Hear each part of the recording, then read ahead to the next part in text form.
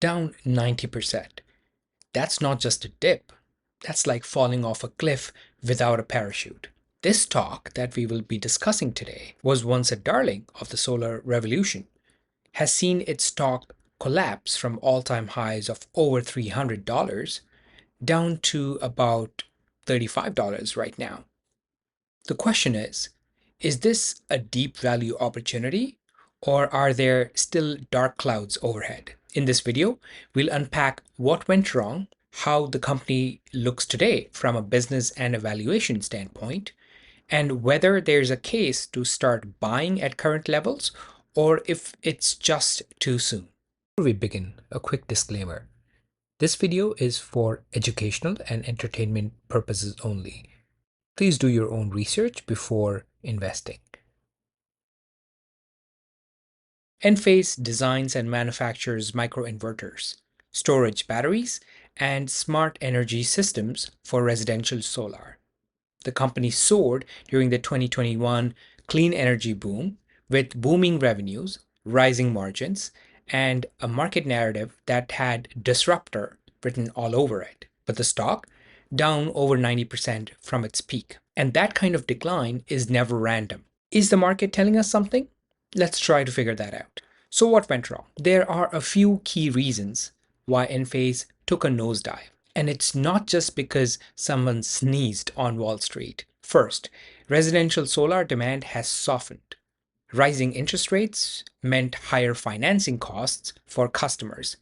And when monthly solar loan payments go up, the sales pipeline slows down. Second, the company faced a serious inventory glut. Distributors overordered during the boom, and now they're sitting on boxes like it's a solar Black Friday sale that never happened.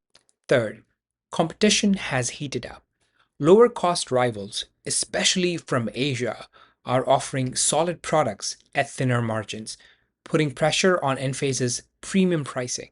Next is policy. The solar sector is heavily influenced by government incentives and tariffs. The uncertainty surrounding energy policy under the Trump administration has raised new investor concern.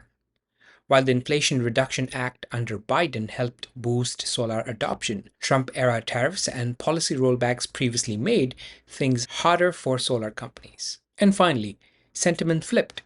This was a stock that traded at 30 to 40 times sales at its peak. In a world of 5% interest rates, those kinds of valuations don't fly anymore unless growth and margins are flawless. Now let's look at the business fundamentals. And here's where things get interesting. Despite all the doom and gloom, Enphase remains a fundamentally solid business. Its market cap is $4.63 billion, whereas its enterprise value is $4.33 billion, which suggests that Enphase has more cash than debt. If you look at the balance sheet, Enphase sits on cash and short-term investments of almost $1.5 billion against long-term debt of about $571 million. It generated $1.48 billion in trailing 12-month revenue, and it's still free cash flow positive. That's no small feat in this environment. Its free cash flow yield sits at about 8%, and its EV to free cash flow ratio is about 11.5%.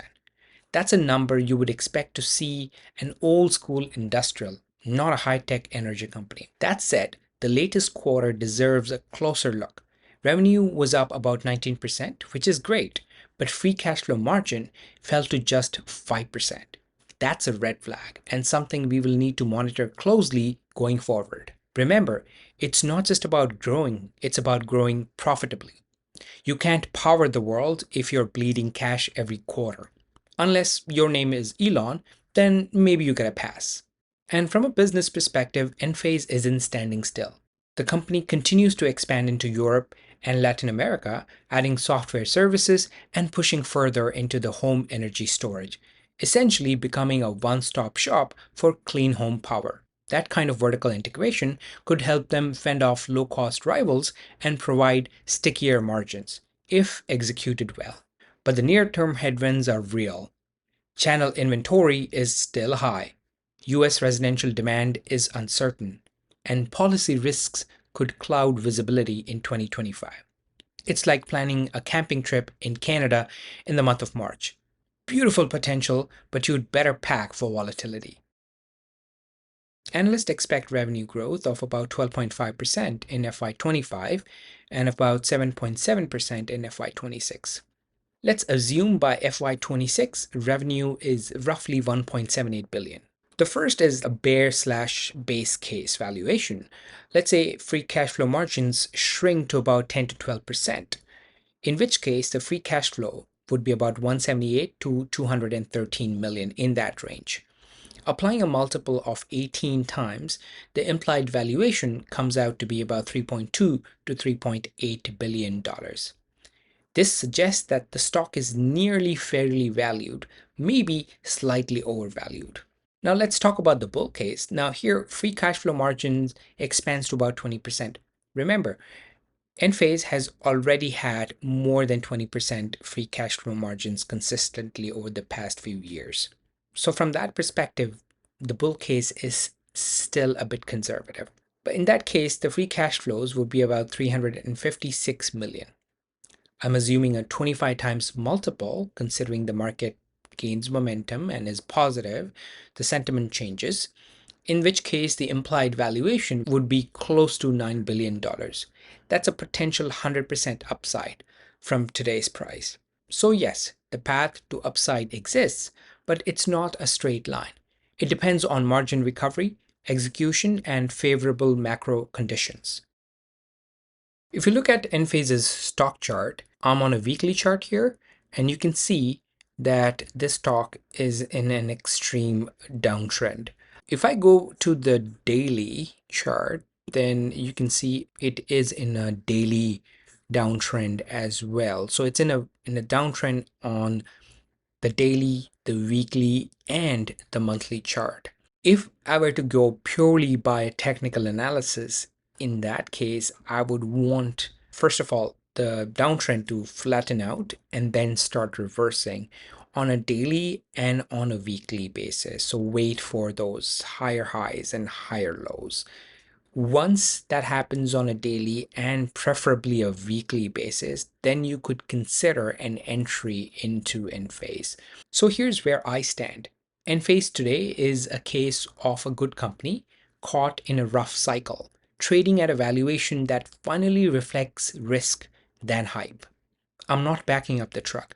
I'm watching closely. If the margins start to recover and policy clarity improves, this could be a compelling turnaround story.